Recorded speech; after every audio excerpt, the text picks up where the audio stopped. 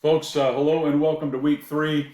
Let's see. I think the best thing to say about week three is weeks one and weeks or week one and week two are behind us. In the regard that week one and week two were really a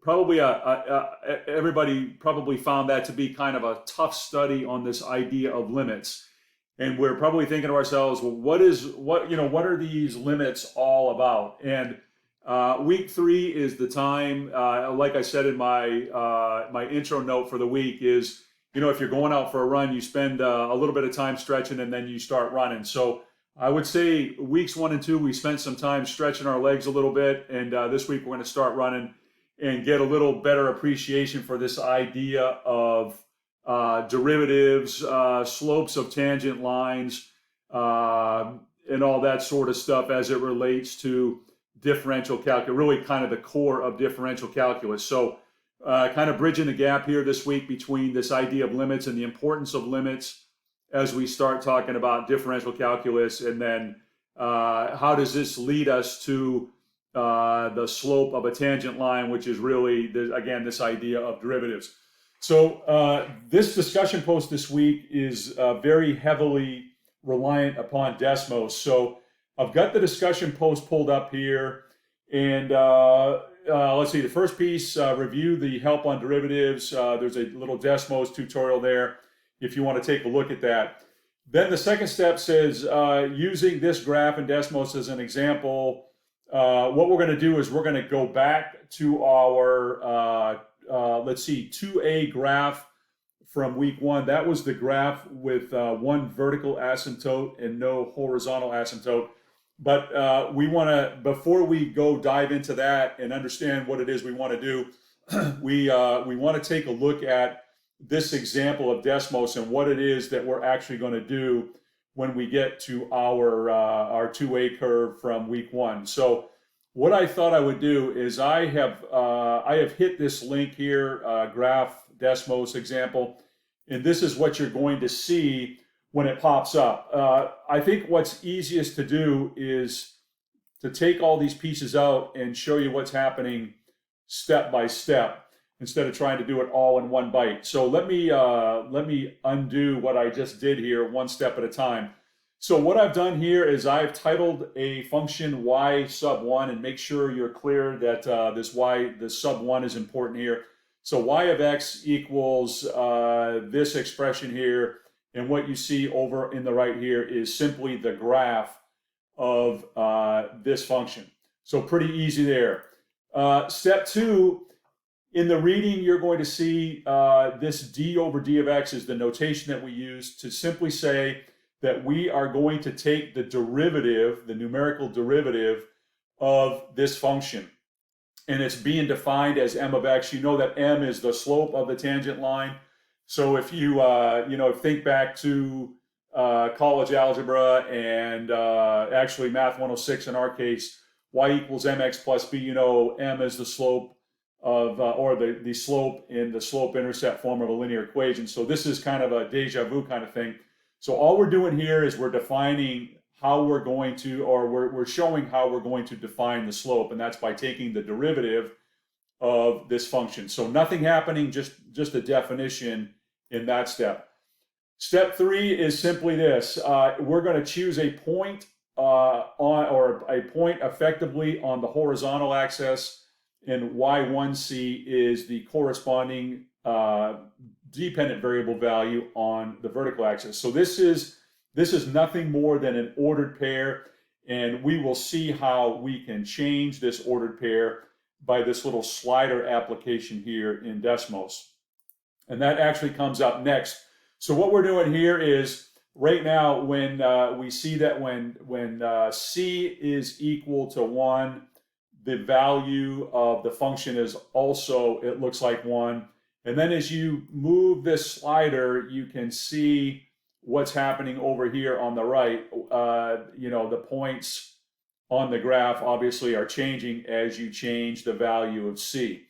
So that is, let me see, I think we had this at 1. Let me see if I can get that back there. Here we go. right? So one more time, just choosing an ordered pair on the curve, and then this slider will allow us to move around the graph in between 0 and 2. Then let's see, next step here. What this is, this equation G is nothing more than the equation of the tangent line at this point on the curve. And it's not showing you the equation, it's simply just showing you the tangent line at the point. And remember what a tangent line is. It's a line that simply touches the point at which we're interested in. Here at this point, we're interested in the point 1, 1. So the tangent line here is actually horizontal. And notice that it just barely touches the graph here. And that's the only point at which the tangent line touches the graph, only at the point 1, 1. And then you'll see as you start shifting the value of C, you'll also see the tangent line shift. So when I get over here to the point, let's say 0.6 and 0.9165, you can see what has happened to the tangent line. From an algebraic perspective, you would simply say, well, when I was, let me go back here.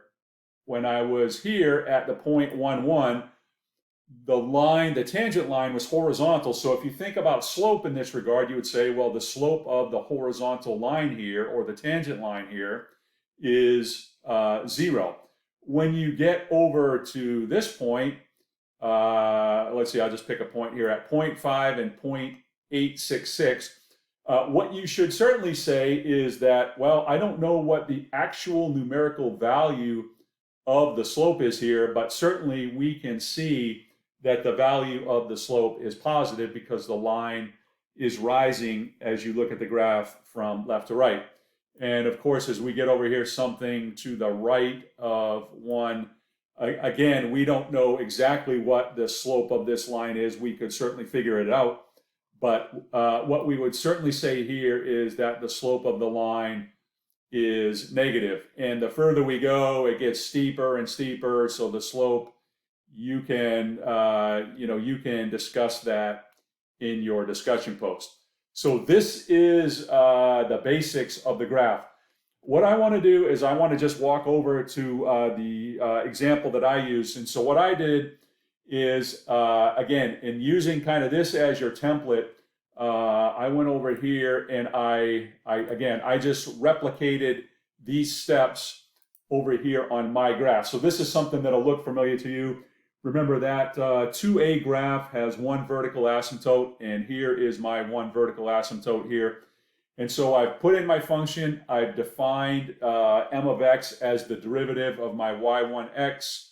Again, c and then y1c is nothing more than showing a point on the graph based on the value of c that you choose. And you can see here, I'm gonna just kind of whip this around here, and you can see that my tangent line is moving as well as my point. And then again, this last line here does nothing more than shows the tangent line at at the point that you're choosing on the graph.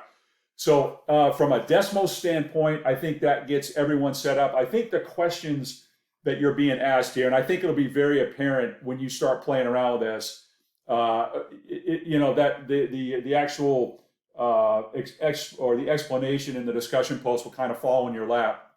I think what the more challenging piece is understanding what all these components of the Desmos setup here are and what they do for you and allow you to get to that solution. So again, I hope this is helpful. If anybody needs any more information, please don't hesitate to drop me a note or post a note on the general discussion board. That would probably actually be better, and that way everybody knows what the questions are and what the answers are. But I hope that this one is a little more fun and it's a little more exploratory in nature and maybe not quite as computational, but certainly help us understand as we get out of this business of limits and then start getting into the kind of the visual and the computational idea of derivatives and tangent lines and slopes of tangent lines and how this all plays together. So hope this is helpful. Let's have a great week. And if there's anything I can do for you, please let me know.